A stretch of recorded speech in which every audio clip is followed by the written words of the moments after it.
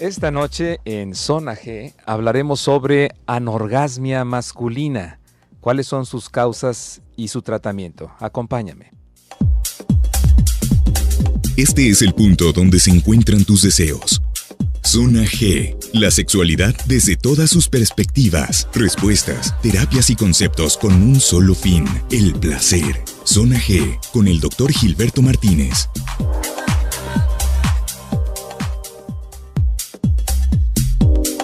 Hola, ¿qué tal? Muy buenas noches, te saludo con mucho gusto, es un placer estar contigo hoy aquí detrás de estos micrófonos, transmitiendo desde el 91.5 de FM, Zona 3.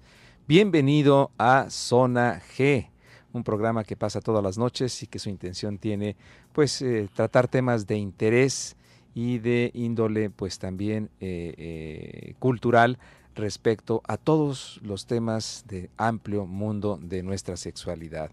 Así es que hoy vamos a tener un programa interesante, un programa que nos disipará muchas de nuestras dudas respecto a la anorgasmia masculina. Como todas las noches, quiero agradecer profundamente al gran equipo que tengo que hace posible este programa.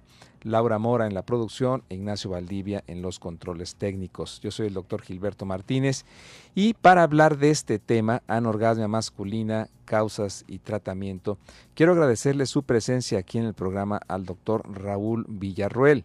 Él es médico, pediatra y especialista en sexología. Raúl, muy buenas noches, ¿cómo estás? Bien, Gil, pues con el gusto yo quisiera ser yo el que te agradece la invitación porque siempre es un placer para mí, casi orgásmico estar aquí en tu programa, estar en Zona G es muy padre, con todos tus radioescuchas tienes un público muy amplio, de muy mente abierta, muy participativo, entonces estar aquí en tu programa, la verdad es que el agradecido soy yo. Gracias, muchas gracias, Raúl. Atendiendo todas tus múltiples ocupaciones, nos haces un espacio y también para nosotros nos sentimos muy complacidos de tenerte aquí. Anorgasmia masculina, un término que frecuentemente se asocia a las mujeres, pero ¿también existe en los hombres? Sí, de hecho, hace algunos años hablar de anorgasmia era prácticamente un tema exclusivo de las mujeres. Poco se hablaba de que hubiese anorgasmia en los varones. De hecho, era una de las partes que los varones presumíamos mucho, ¿no? Que finalmente era más fácil llegar al orgasmo para un hombre que para una mujer. Algo de lo que se quejaban mucho las mujeres, que el hombre llegaba rápido al orgasmo y no había después una continuidad para ellas. Entonces, hablar de anorgasmia en el hombre era extremadamente raro. Sin embargo, hoy creo yo, y creen muchos expertos, que con los cambios de cultura, los cambios de roles, las formas diferentes de vivir, la anorgasmia masculina sí está presente y bueno, sí es un problema porque pues cualquier trastorno de nuestra vida erótico-afectiva nos trastorna el resto de nuestra vida. Bien, y pues por otro lado creo que también, no sé qué pienses tú, Raúl, los hombres estamos aprendiendo a hablar más de nuestros problemas, entonces quizás estos problemas de anorgasmia masculina en el pasado los vivían los hombres, los sufrían, los padecían, pero no los hablaban, ¿no? Sí, muy seguramente ahí había un número oculto, ¿no? Un número oculto de pacientes, de consultantes, de hombres, pues,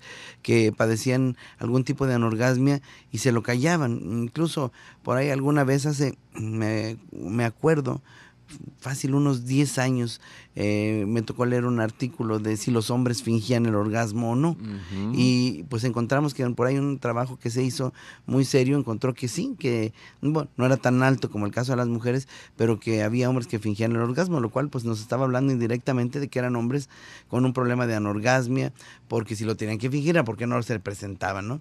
Así. Entonces sí, bien dices, era un problema que por ahí estaba en las sombras, que seguramente está saliendo ya a la luz y además se está incrementando por lo que decíamos, ¿no? Diferentes modelos de vida. Bien. ¿Cómo podemos entender o conceptualizar a la anorgasmia masculina?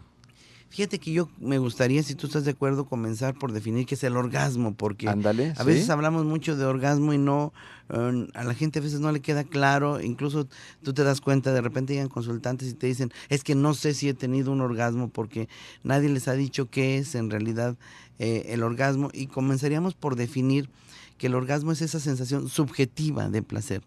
Y recalcar mucho que es subjetiva porque cada quien la siente diferente. Una sensación subjetiva de placer que sí se asocia a manifestaciones biológicas que dan este placer, ¿no? Como estas mioclonías, o para que quede más claro para el público que no esté familiarizado con estos términos, esas contracciones musculares, esos calambritos, ¿no? Incluso así lo decía uno, ¿no? Con calambre o sin calambre, ¿no? Te dio calambrito, ¿por qué? Porque había esa mioclonía, esa sensación de calor, esa sensación de plenitud y esa sensación que termina en muchas de las ocasiones acompañándose del sentir del recorrer del líquido seminal a través de la uretra y su expulsión, que con eso terminan la mayor parte de las veces estas mioclonías y que duran segundos, ¿no? Y se repiten casi en un intervalo de no más de 8 segundos, una tras otra, y que a cada quien le sabe diferente. Es una sensación en donde se aísla del mundo, donde te pierdes por algo. Los franceses le llegaron a llamar la muerte chiquita, ¿no? La petit mort, porque era una sensación como de me voy a morir, ¿no? Y de ahí se vinieron los términos como irse o venirse, ¿no?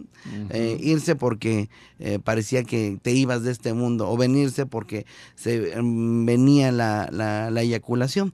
Es importante distinguir hoy en día que eyaculación y orgasmo no son lo mismo, aunque con muy, muy, muy alta frecuencia van de la mano, porque incluso esa sensación de la expulsión del semen a través de la uretra es parte del complemento de esta sensación subjetiva del placer. Sin embargo, por ejemplo, los varones con eyaculación retrógrada pueden sí tener orgasmo y nunca ven salir una eyaculación, ¿no? Sí, eso es importante y qué bueno que lo aclaras, que no es lo mismo eyaculación que orgasmo. La eyaculación es la salida del semen a través de la uretra peniana y el orgasmo son toda esta serie de sensaciones subjetivas de una especial sensorialidad, ¿no? En la que sentimos y nos causa mucho placer. Y esto es importante retomarlo porque ¿qué tanto un cuerpo debe de prepararse para el placer, Raúl? Y no solamente como muchas veces nos dicen que debemos de ser los hombres, siempre estar listos, dispuestos, rápido a los genitales, a la penetración y todavía encima de todo esto debemos de sentir placer. Entonces muchas veces el cuerpo no se prepara. ¿Qué tan importante es que un cuerpo se prepare para tener placer sexual? Fíjate que muy importante esto que nos dices, incluso durante muchos años, desde el punto de vista científico, tampoco se reconocía esta preparación. Creo que todos los que nos dedicamos a esto le debemos mucho a William Masters y Virginia Johnson, que fueron los que se dieron a la tarea de estudiar bien desde el punto de vista de una metodología científica, incluso con mediciones en un laboratorio que en su tiempo fueron criticadísimos, ¿no? De pervertidos no los bajaban porque veían gente teniendo relaciones sexuales y sin embargo vinieron a revolucionar porque ellos nos dijeron que había varias fases de la respuesta sexual humana que después modificaría Helen Kaplan, agregando una parte importantísima que es el deseo, ¿no?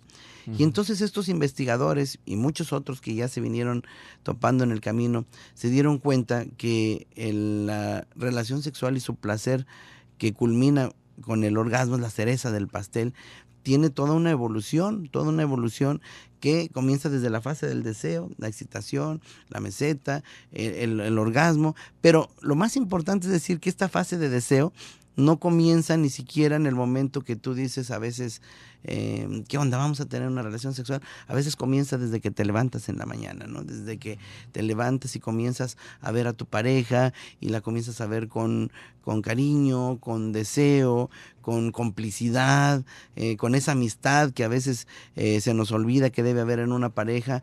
Por eso a veces luego las relaciones entre amigos, ya lo platicamos una vez, son más placenteras que con la pareja porque se pierde esa complicidad que a veces hay en los juegos con un amigo.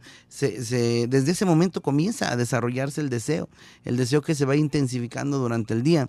Difícilmente poder tener una relación sexual placentera cuando te has peleado todo el día, te has aventado los libros, la porcelana, te has gritado, te has golpeado y luego en la noche llegar a tener una relación sexual, pues no es placentera, ¿verdad? Bien, bueno, pues vamos a nuestra primera pausa comercial, si me lo permites, Raúl, hablando hoy sobre anorgasmia masculina, importante entonces esta revisión que nos hace el doctor Raúl Villarroel sobre lo que es el orgasmo y cómo se viene a experimentar en base a ciertas etapas. O sea, el cuerpo no pasa de estar en un estado basal, tranquilo, al orgasmo inmediatamente, sino que se va preparando, y eso es muy importante que nosotros lo tengamos en mente, lo conozcamos y lo reconozcamos. Pero ahorita vamos a seguir hablando más de este tema. Vamos a una breve pausa comercial y continuamos.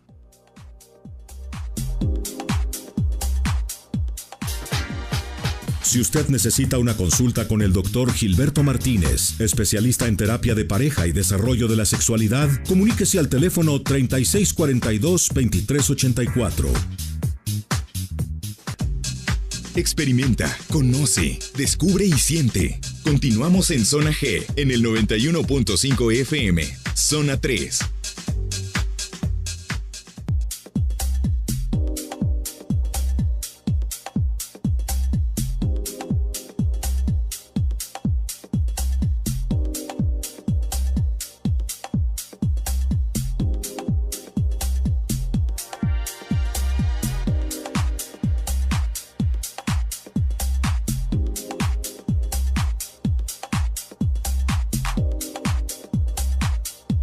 Bien, seguimos aquí en Zona G, hoy hablando sobre anorgasmia masculina.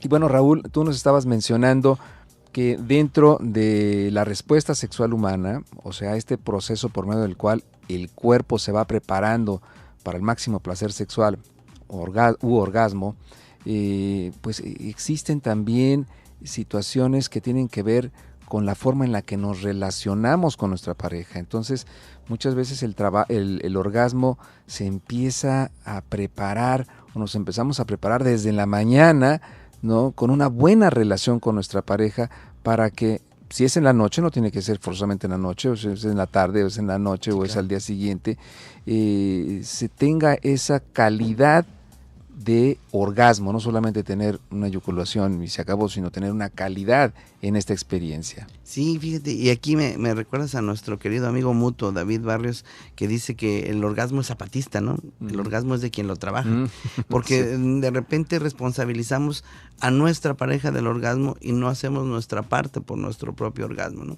Entonces, durante este día, de esta fase de deseo, yo creo que se vale ir diciendo qué nos gusta y qué no nos gusta, qué nos hace sentir bien de nuestra pareja o no. Estamos hablando de una pareja que convive todo el día, por supuesto, una pareja que se ve para la relación amorosa, bueno, también tendrá menos tiempo, pero tendrá que preparar esa fase de deseo, ¿no? Esa fase donde, pues no sé, una cena sabrosita, un bañito en el jacuzzi, y no necesariamente tiene que ir ligado al dispendio de recurso económico, ¿no?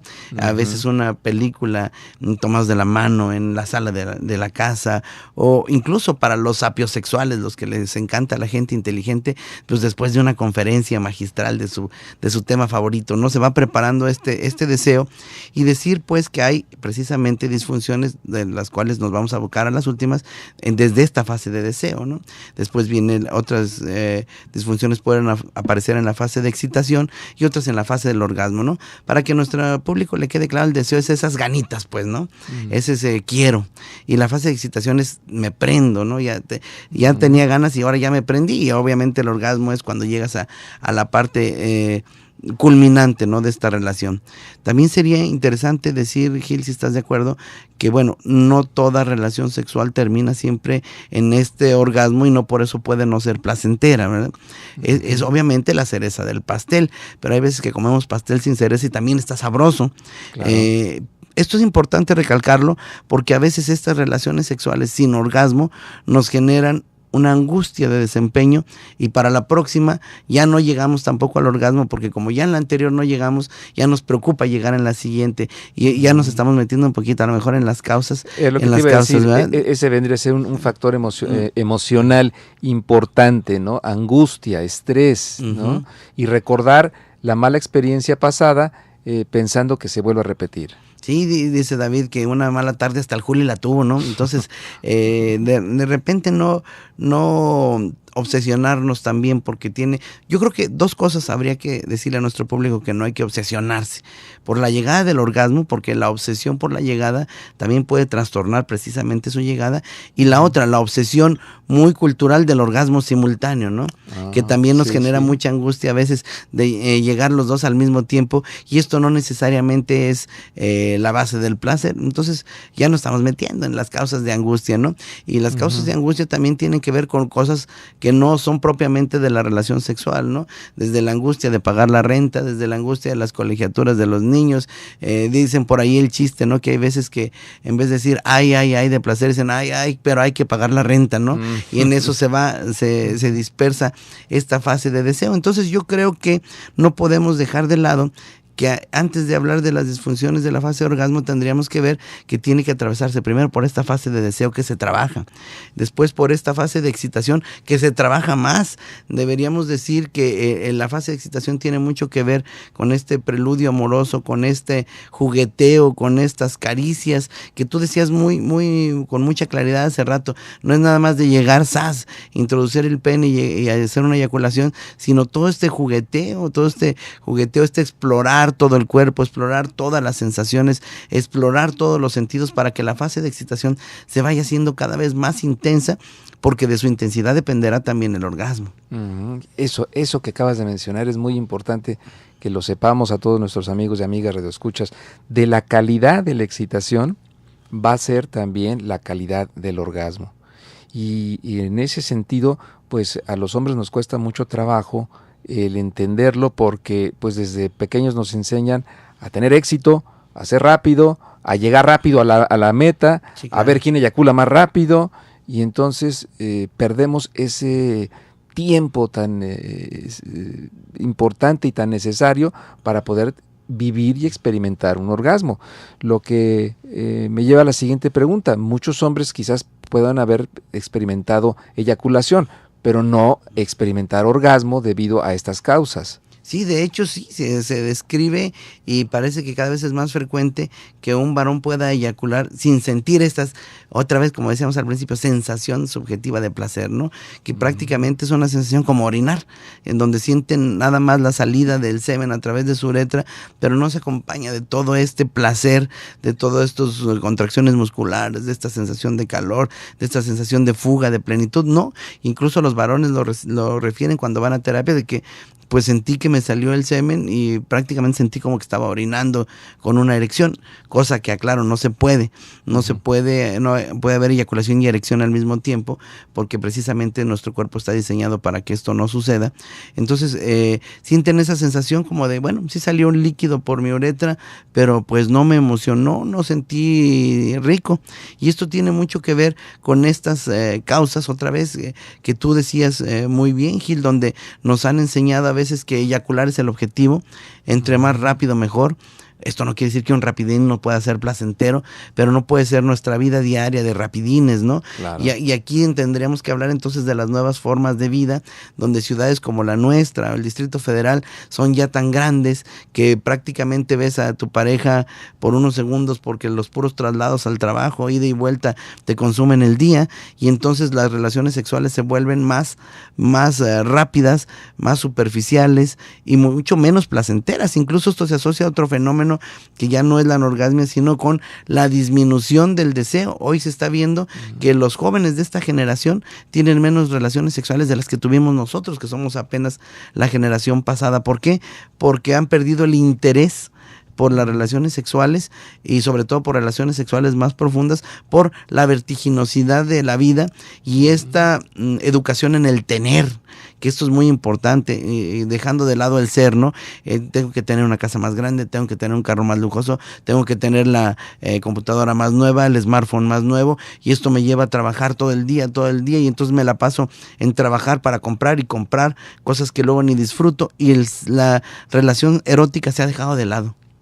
Sí, entendiéndolo, el erotismo como ese tiempo que también vamos a nosotros invertir en esa relación, y que da, pues valga la redundancia, nos da el tiempo, el espacio preciso para aprender a disfrutar y a dignificar el placer, ¿no? Que Eso. muchas veces el placer está visto de una manera no muy aceptada en nuestro medio, en nuestra cultura, pero aprender a vivir en el placer, a estar en el placer y no solamente hacer el amor, ¿no? De hecho, me gustó mucho cómo lo dijiste, a dignificar el placer. El placer tiene que ser digno, Sí. porque a veces vivimos un placer tan poco digno, retomando tu frase, que es superficial, ni siquiera placentero, ¿verdad? Suena paradójico, pero es un placer que no fue placentero y dice uno, bueno, pues estuvo rico, no estuvo rico, ¿qué pasó? ¿Fue tan rápido? O ese sexo tan casual que no es criticable para quienes les guste, pero que de repente carece de todo trabajo de vinculatorio, de todo trabajo amoroso, que digo, una relación casual no tiene por qué no ser placentera, pero que también se vuelve la práctica cotidiana, generando una sensación de soledad y una sensación de al rato se convierte en un evento como comer o ir al baño, ¿no? Uh-huh. Así es, una rutina, una apatía, y que eso pues va a traer por consecuencia el que se trastorne alguna otra de las etapas de esta respuesta sexual humana. Vamos a nuestra siguiente pausa comercial. Seguimos platicando con el doctor Raúl Villarroel sobre anorgasmia masculina. Vamos a un corte y regresamos.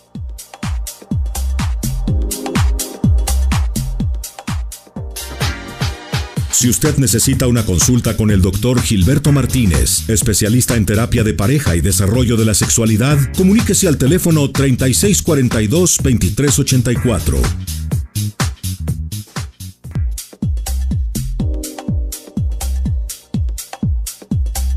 Gracias por permanecer en la sintonía. Estamos transmitiendo desde el 91.5 de FM, zona 3. Yo soy el doctor Gilberto Martínez y me complace mucho esta noche estar platicando con un gran amigo y colaborador de Zona G, el doctor Raúl Villarroel, sobre anorgasmia masculina. Y bueno, pues hemos estado hablando sobre las fases de la respuesta sexual humana, y dentro de esta explicación que nos da el doctor Raúl, respecto a cómo poder conseguir un orgasmo de mejor calidad. Pero yo te quisiera preguntar, Raúl, ¿qué tanta relación tiene que ver con la anorgasmia con la eyaculación precoz, por ejemplo? Sí, fíjate que bueno que me lo preguntas, porque tendríamos que desde el punto de vista sexológico separar un poquito la anorgasmia de las disfunciones eyaculatorias, que sin embargo no se pueden a veces despegar, porque a veces van sobrepuestas ambos problemas y muy vinculados, ¿no? Pero la eyaculación precoz es esta eyaculación que se presenta muy rápido, que no le permite al varón pues el disfrute de todo este jugueteo que dijimos, ¿verdad? A veces durante el jugueteo el varón eyacula cuando todavía ni siquiera ha podido penetrar a su pareja. Esta eyaculación precoz diríamos que no es propiamente una anorgasmia, porque el varón sí siente placer cuando eyacula, nada más llega antes de lo que él hubiese previsto, sobre todo para continuar prestándole placer a su pareja, para continuar jugueteando y por lo tanto obteniendo más placer, porque ya lo dijimos que si el jugueteo, si este preludio, si esta excitación es más intensa, más trabajada, pues el orgasmo es más sabroso también. Entonces la eyaculación precoz pasa algo como lo que tú decías hace rato. ¿Qué tanto está aumentando o qué tanto siempre ha existido? Porque además ahora las mujeres, y hacen bien, exigen una relación sexual más compartida, más placentera, más duradera. Pero antes, en particular en nuestro México, las mujeres se conformaban con no tener placer sexual, sino solo ser un receptáculo de la eyaculación del hombre. Entonces a veces para el hombre tener una eyaculación a los 2 minutos de haber empezado no lo consideraba una eyaculación precoz, porque decía, bueno, yo ya sentí rico, muchas gracias por participar, besitos y buenas noches, ¿no? Y la mujer se conformaba con que esta era su expectativa de vida sexual. Hoy que nos damos cuenta que la vida sexual también es placentera para las mujeres y que también los hombres quieren durar más en una relación sexual, pues aparecen estas eyaculaciones precoces que, como tú bien dices, a lo mejor ya existían y no las dábamos cuenta porque se consideraba que eso era lo normal, y lo digo entrecomillado, que eyacularas al minuto o a los 2 minutos, ¿no? Entonces hoy sí estamos teniendo más casos de eyaculación precoz, estamos teniendo más casos nuevos y más casos que seguramente por ahí andaban, y se está convirtiendo en una de las problemáticas más frecuentes de consulta masculina junto con la disfunción eréctil. Sin embargo, no es esto anorgasmia, porque pues ellos sí sienten orgasmo la mayoría de las veces. Después está la eyaculación tardía, que pudiese parecerse más a la anorgasmia, porque es otro problema en el que el varón tarda muchísimo tiempo en poder llegar al orgasmo. Esto es desgastante para la pareja. Sí es un problema, cualquiera diría que chido, ¿no? Como película porno. Duró 3 horas y no he llegado al orgasmo, pero no, la verdad es que no es placentero, porque llega un momento que se fatiga la pareja de estar también en el intento de obtener el placer, se fatiga el propio varón, se fatiga su pareja.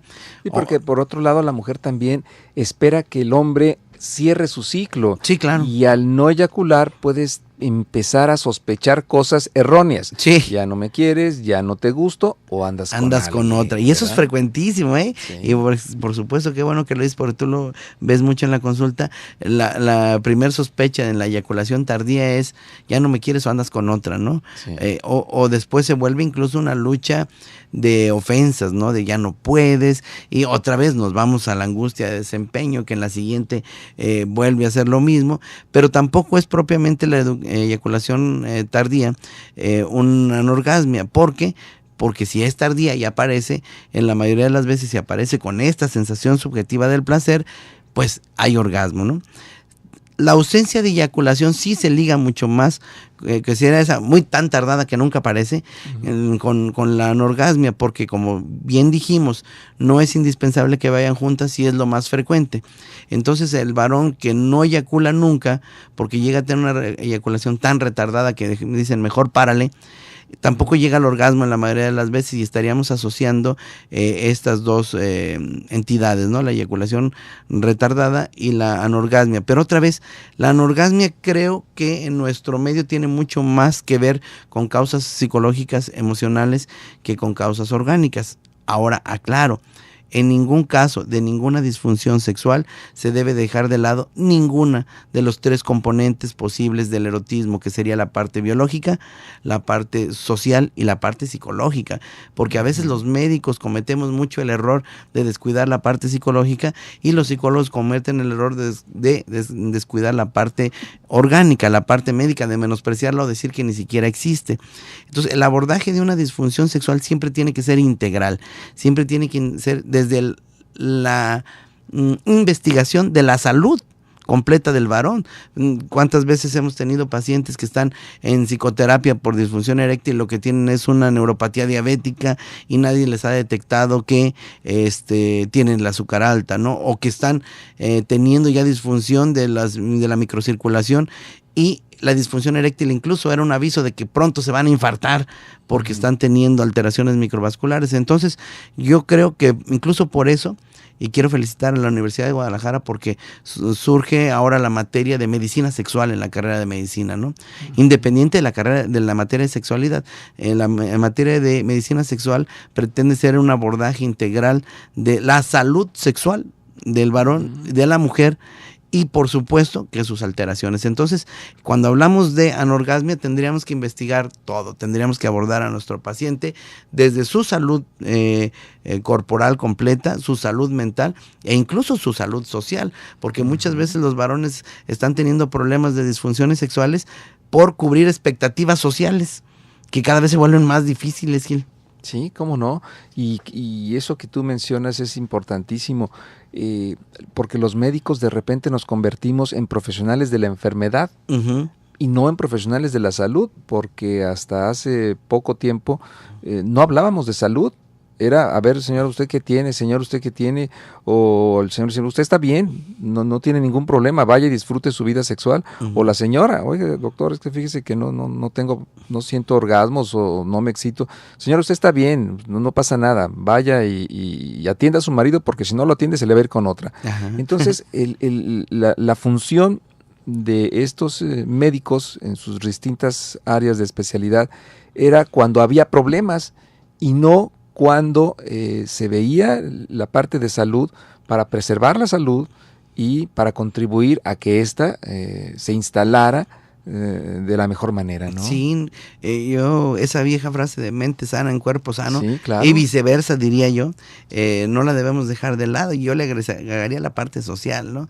Porque hoy muchos varones están teniendo disfunciones del deseo, disfunciones de la excitación, por no tener el cuerpo de gym que tan promovido el día de hoy, que muchas veces incluso ni siquiera es un cuerpo sano, ¿no? Porque es el resultado de suplementos nutricionales riesgosos, de esteroides anabólicos, del uso indiscriminado de hormona del crecimiento. Entonces, de repente estamos dejándonos llevar por estereotipos que nos hacen sentir a veces menos, porque si eres de una complexión normal, digámoslo así, habitual, de alguien que hace su ejercicio por salud, de alguien que come bien, pero no tienes el cuerpo, qué sé yo, de Arnold Schwarzenegger, pues te sientes que no estás a la altura, ¿no? Y mucho menos si tu pareja tiene el cuerpo de Cindy Crawford, pues entonces ya dijiste, no, pues yo no estoy, no combino, ¿no? Entonces sí, incluso esta parte social, donde también nos dan las exigencias de macho, ¿no? Sí, en nuestro Jalisco todavía tan machista,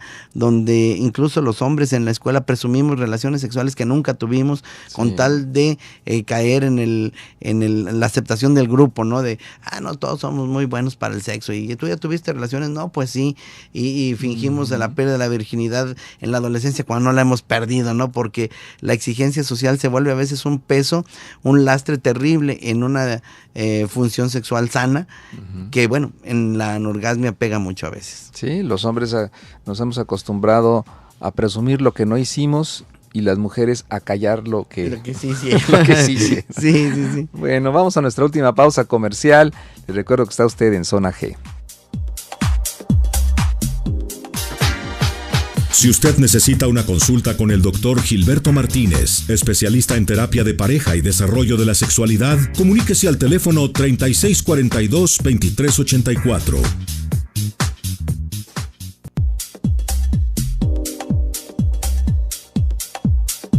Bien, seguimos aquí en Zona G, estamos ya en la recta final del programa del día de hoy, pues mucho hemos aprendido, y sobre todo, pues puntos que el doctor Villarroel nos ha puesto sobre la mesa para reflexionar sobre nosotros los hombres, sobre nuestra sexualidad, cómo la vivimos, cómo la sentimos, la conocemos, qué de lo que nos dijeron nos sirve, qué de lo que nos dijeron no nos sirve, de lo que nos dijeron que debería de ser un hombre, de que un hombre debería de estar siempre dispuesto y presto para la acción, cuando pues los hombres también tenemos emociones, también tenemos sentimientos, también tenemos creencias, también tenemos situaciones que tienen que ver con el estrés, con la angustia, con el miedo, ¿no? Porque parece que nos enseñaron que los hombres no deberíamos de tener miedo, o el que tuviera miedo no era hombre, y nos damos cuenta que eso no es cierto.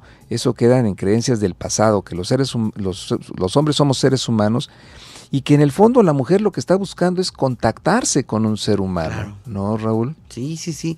Yo creo que tendríamos que, para esto de la anorgasmia y de muchas disfunciones, tendríamos que hablar de las nuevas masculinidades, ¿no? Sí. El hombre de hoy no puede seguir siendo el macho de ayer, por muchas causas. Primero, porque el machismo le hacía daño a nuestras mujeres, y el machismo nos hacía daño a nosotros los hombres. Entonces tendríamos que cambiar, y aquí requerimos ayuda de las mujeres, y así como en la semana hablábamos del Día Internacional de la Mujer y de todas esas facturas que tenemos pendientes todavía con el sexo femenino y todas estas cosas que les debemos, también los hombres hoy tenemos facturas pendientes de cobrar, y tú los decías muy bien, como el reconocimiento de nuestras emociones, ¿no?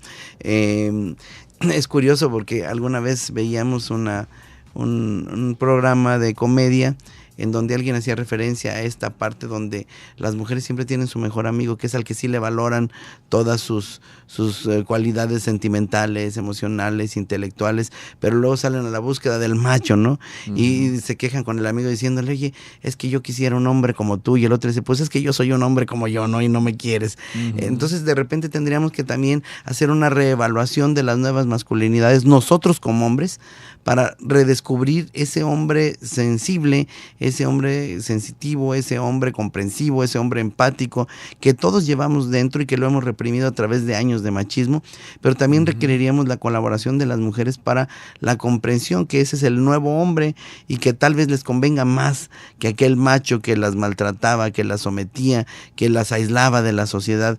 Entonces tendríamos que estar reevaluando cuál es el papel hoy en día del hombre en la sociedad, incluso esa paternidad que hoy las nuevas generaciones hemos asumido con mucho cariño, que incluso tú comparas un papá de estos que los ves el fin de semana con su niño colgando en la espalda en el supermercado, con nuestros abuelos que ni siquiera un beso le daban a sus hijos, y estamos hablando de nuevas paternidades que nos están aportando cosas muy interesantes a la sociedad, y entonces también tendríamos que dejar de lado designaciones peyorativas como el del mandilón, ¿no? O cosas así para aquel hombre que finalmente está encontrando esta nueva masculinidad. ¿Para qué? Para que también esto repercuta en nuestra vida sexual. Podríamos hablar que la anorgasmia tiene mucho de este componente emocional, mucho. En la actualidad hay medicamentos que pueden ser de utilidad tanto para la eyaculación precoz como para la eyaculación tardía, para las disfunciones eréctiles, pero no es todo, ¿no? Y aprovecharía el espacio para recomendarle a nuestros pacientes que no se autorreceten estos medicamentos. Para eso están los sexólogos, los urólogos, para hacer primero una evaluación de qué medicamentos necesitan, si es que los medicamentos pueden ayudar. Segundo, de que los medicamentos y sus efectos secundarios no afecten su salud en otras enfermedades que pudieran tener. Y tercero, a lo mejor ni siquiera son medicamentos, llamémoslos sexológicos los que necesitan, sino medicamentos para solucionar un problema de base como la diabetes o la cardiopatía isquémica para poder tener una vida más plena. O a lo mejor la sola nutrición, ¿no? Una corrección de un régimen nutricional. Entonces sí, recomendarle a nuestro público que si tienen alguna disfunción de la vida sexual, lo vean con un especialista.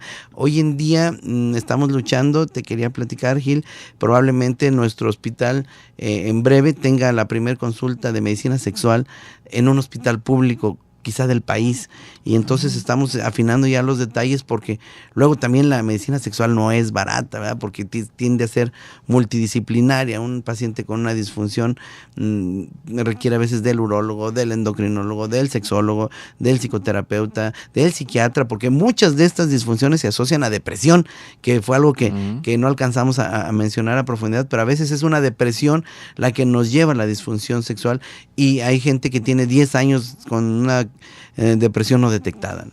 Oh, qué interesante que nos dices. En el Hospital Salubridad. Sí, en el Hospital General de Occidente. Es un proyecto que por ahí tenemos ya casi listo.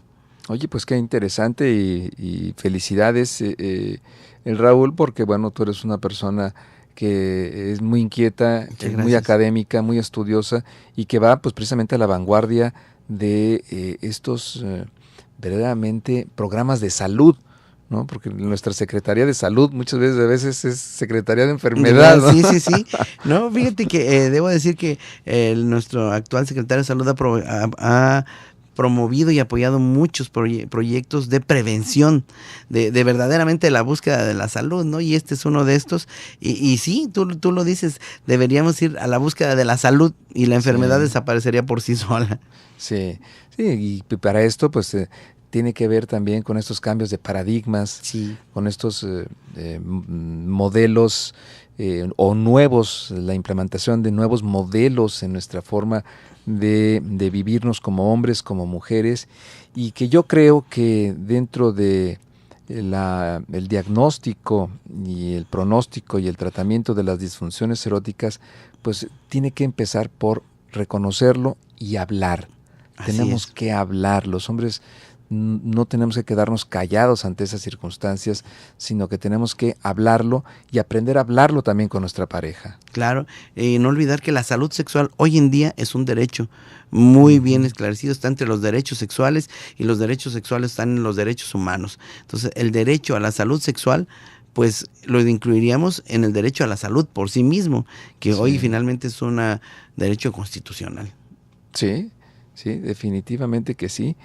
Y que con esto, bueno, vayamos teniendo también una idea más clara de que el hombre, pues también es un ser humano Y es un ser humano que está a expensas de muchas cosas que pasan a su alrededor, de que antes no se nos enseñaba o no se les enseñó a nuestros padres, abuelos, bisabuelos a verse como tal, y que pues este hombre a través de estos planteamientos culturales pues estaba muriendo por enfermedades causadas precisamente por la cultura, ¿no? Claro.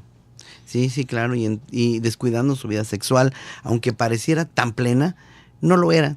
Fíjate que al principio tú lo dijiste muy bien, cuántos varones estaban ahí con disfunciones ocultas y no se decían, y ahora se atreven a decirlo. Entonces tampoco éramos tan, lo voy a decir en un término muy coloquial, tan chidos, ¿no? Para la vida sexual como lo presumíamos, ¿no? Ese macho mexicano. Incluso por ahí hay un estudio muy interesante que dice que los mexicanos somos de los países que tenemos más número de relaciones sexuales, y entonces eso nos hace sentir como muy chidos, pero luego nos dice este mismo estudio, pero sí, también somos de los de más mala calidad. Entonces, mucho y malo, ¿para qué, no? Entonces tendríamos que invertirle en educación sexual, en salud sexual, y finalmente la vida sexual repercute en una felicidad que se muestra en el trabajo, en el estudio, en todos lados. Y en la salud también. Claro. ¿No? Ya lo decían los antiguos chinos, ¿no? Poseedores de los secretos sexuales que eran preservados precisamente para los grandes emperadores. No concebían un tratamiento médico si no iba acompañado también de prácticas sexuales. Raúl, pues muchísimas gracias, es un placer como siempre tenerte aquí en el programa, muy interesante todas tus intervenciones, nos dejan algo bueno, algo positivo, algo reflexivo para mejorar nuestra salud sexual. Muchas gracias, Raúl. Al contrario, Gil, muchas gracias, siempre es un placer estar aquí en tu programa, porque también pues no solo conduces, sino aportas y se va uno también lleno de nuevos conocimientos. Muchas gracias, Gil. Gracias, muchas gracias, Raúl. Y gracias a usted por su atención. Yo soy el doctor Gilberto Martínez, le deseo que tenga una excelente noche.